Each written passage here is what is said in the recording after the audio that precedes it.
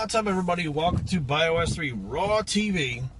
We're still on the cardio topic. And, I mean, cardio is the original video I think I made that started the whole Bios3 channel. And here we are a year and a half later. It's been a year and a half since I actually started doing videos for Bios3 training, instead of just using them for my blog, which no one was reading anyways. And here we are still talking about cardio. Now, you guys got to understand that you have to try different things for yourselves to understand or define what's going to fit your lifestyle, your goals, everything, your biology, stuff like that.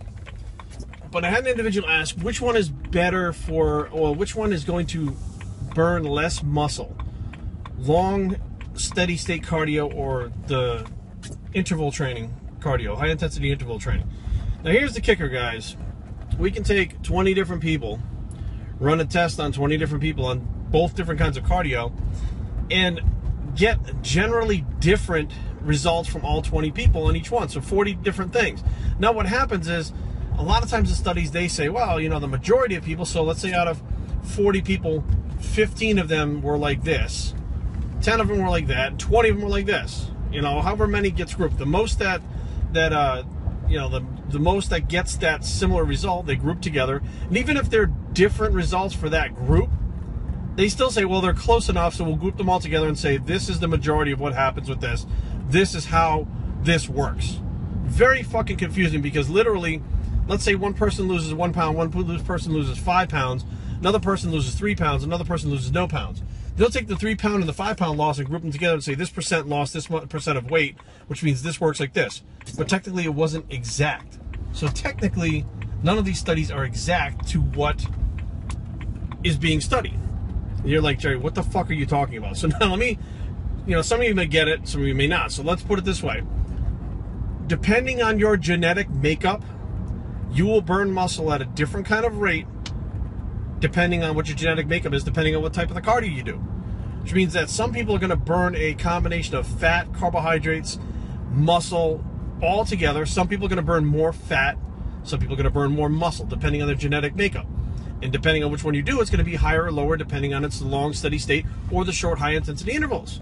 So there really is no answer to that question of what best cardio is to burn less muscle. My girlfriend Kari does the high-intensity interval trainings, and I mean, they're fucking pretty high intensity, and she'll go up to like 45 minutes a session, back and forth, not in this fucking 10, 15 minute, and nobody can say that she doesn't fucking get in shape the way she looks on stage, and the way her fucking placings are. I mean, she's fucking far ahead of a lot of these people, placings-wise and physique-wise, that are talking all kinds of shit about the way that she trains, and she's also never had metabolic damage, which means no matter how hard we push, no matter how far we drop the calories, never had metabolic damage. And on top of it, has never touched a fucking fat-burning drug or an anabolic steroid or anything like that. No drugs in her entire life. Why? Because that's how her genetics are. They allow her to do that high-intensity interval training and not lose muscle. You know, if we give her long, steady state in cardio, she doesn't burn fat as much. It doesn't spike her metabolism. It doesn't necessarily not burn muscle, but her genetics are it's very difficult for her to lose muscle. You have to fucking starve her. And I mean starve her, like, we'd probably have to put her on like 600 calories in like 2 hours of cardio a day to get her to fucking lose any muscle. It's incredible. I mean, it's retarded, the resistance that her body has to losing muscle. Now, me, myself, if I go on interval training 30 minutes a day or 25 minutes a day, 5 days a week, immediately within 3 or 4 days, I get a drop in strength. I get immediate fucking energy drops throughout the day, as well as have a hard time recovering from training, which means my body's not recovering. I'm overtrained and I'm losing muscle. So now, for me, what are my options? Well, you know, here are my options. I can do the steady state, long steady state, or I can do it high intensity intervals, or I can use combinations of both, which I like to use combinations of both for myself in my training, which means I may get on the, no elliptical, fuck that, I do treadmill. I'll get on the treadmill and maybe start out with like 4 or 5 minutes at a steady state pace. Then I'll crank it out as much as I possibly can for like 10 minutes. Okay, and that's not necessarily a sprint. A 10-minute as hard as I can push, and it doesn't matter. It's as hard as I can go for 10 minutes straight. Then for the following 10 minutes, drop back and finish my cardio with a less of an interval for 10 minutes. Now, to me, that's still interval training. It's not high-intensity interval, as in some of these people do 30 seconds, 10 seconds, whatever the fuck it is.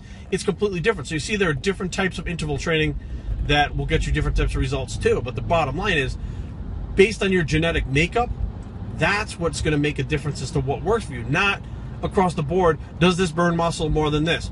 I don't fucking know. Nobody knows that. Try it. Do it and see if it burns your muscle. If it doesn't fucking burn muscle, continue to do it. If it gets you lean, continue to do it.